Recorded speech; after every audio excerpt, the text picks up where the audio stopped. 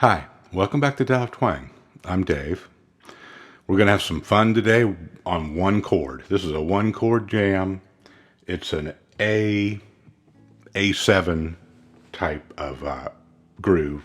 So it's like...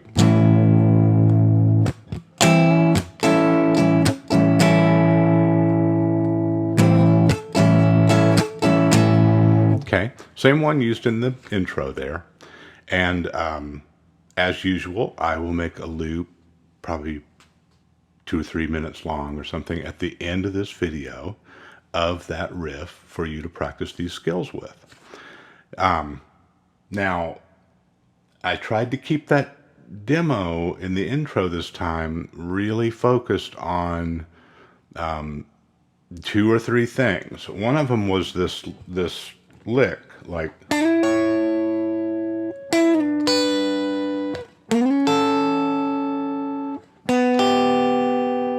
Okay, now let me play that with the backing track for just a second, just so you can hear how nicely that works with this chord.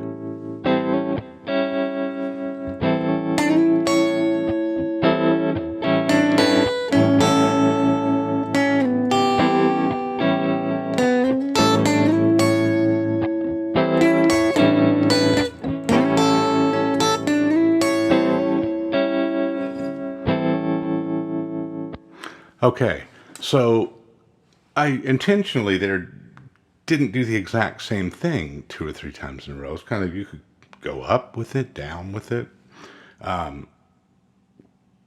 It's okay to try to kind of match some of what I just did at first if you're more comfortable with that.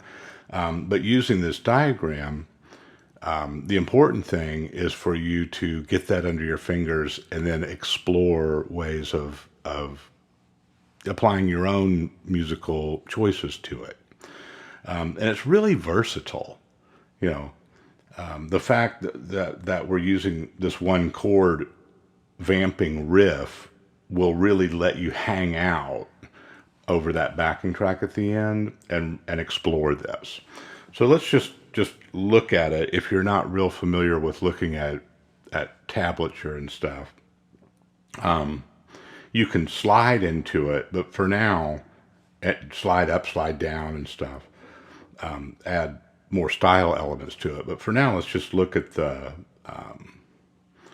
notes themselves. So you got, kind of picture that A chord there, bar chord, and it's 2 notes that are actually found in that. Yeah, and if you've been doing some Dive Twang lessons and you've looked at those triad lessons, if you haven't, it'd be a good time to go back and look at them. It's kind of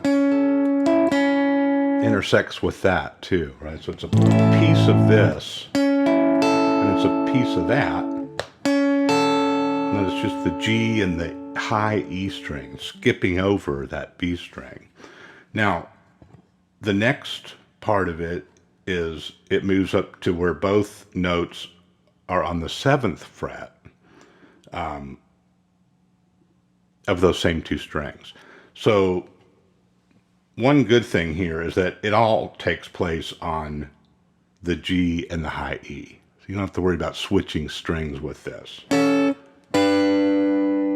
Okay, that's a good fingering for it. You could do different stuff, but that's probably going to work best for you. We'll start with those 2, and then that one, or that position.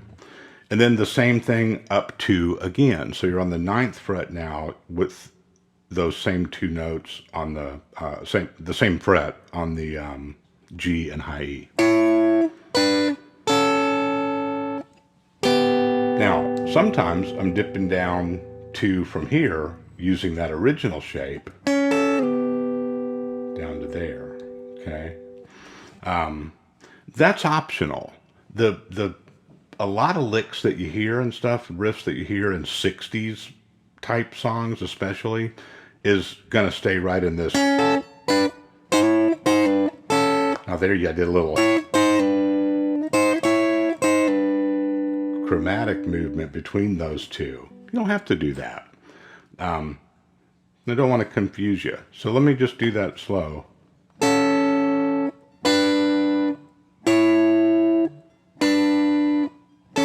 That's the main thing you want to get here. And then mess around with that, experiment with that.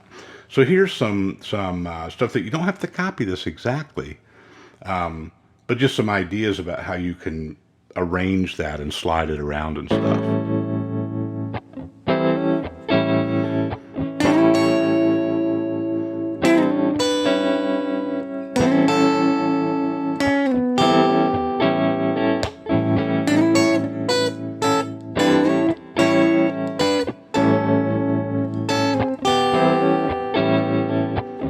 Okay, I'll just kind of,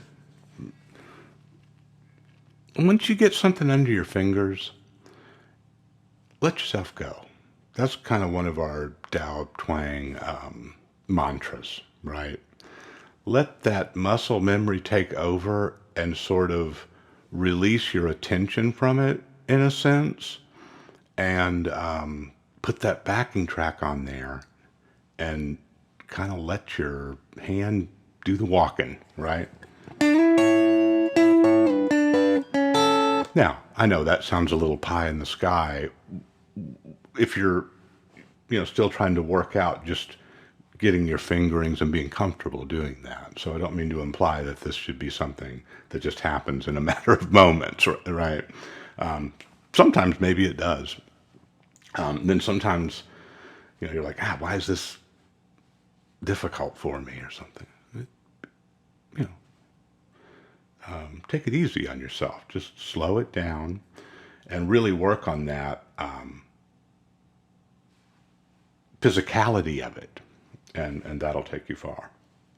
Okay, the other stuff going on in that demo was A minor pentatonic.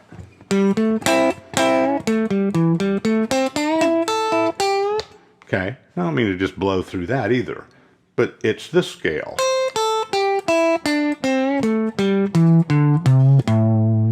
Okay, so now that one, you really need to, at the stage that we are with a lot of these lessons, that's something that you really need to have under your fingers. And there's some videos on this channel and a lot of other stuff on YouTube that really features that scale. Here, I'm just kind of working this middle box, or four corners, we call it. And here, look how this works out. You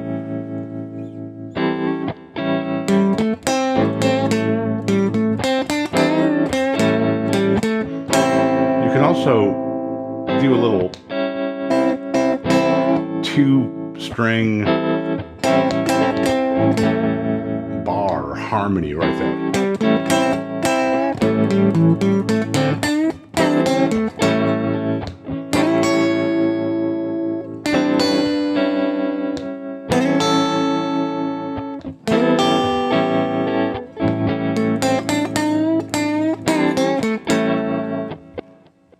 Okay, so you see the bending going on this part, and sometimes. Now, somebody asked me a while back, sent me a message like, are you bending up or down? Great question. Well, it's both. If you just want a little something,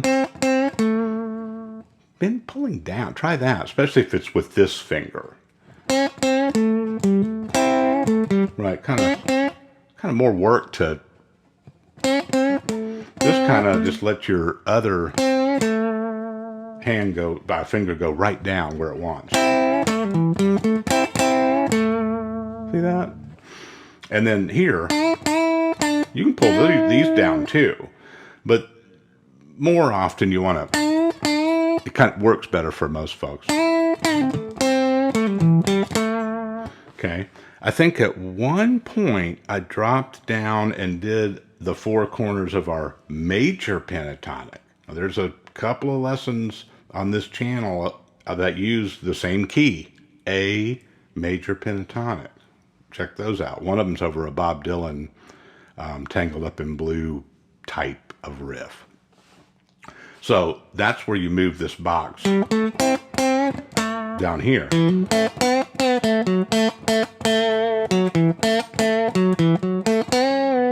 Now you put all those, just those three things together, and you're gonna be cooking pretty quick. Check it out.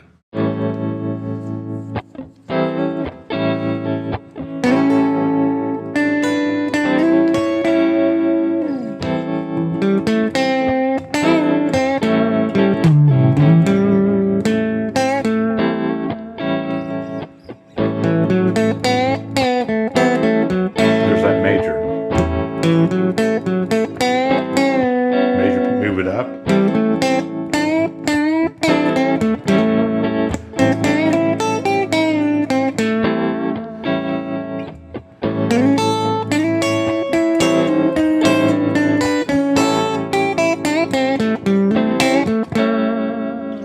Okay, so see that, turn that off for a second.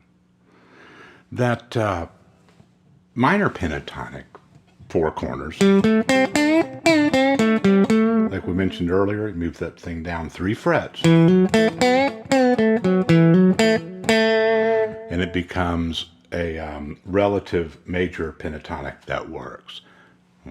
Kind of, you know, leaving out a little bit of theory there, but that's okay. The rule is down 3, and you'll feel like playing different stuff when you're down here than up here, but those 4 notes are going to work out great. And yeah, just, you know,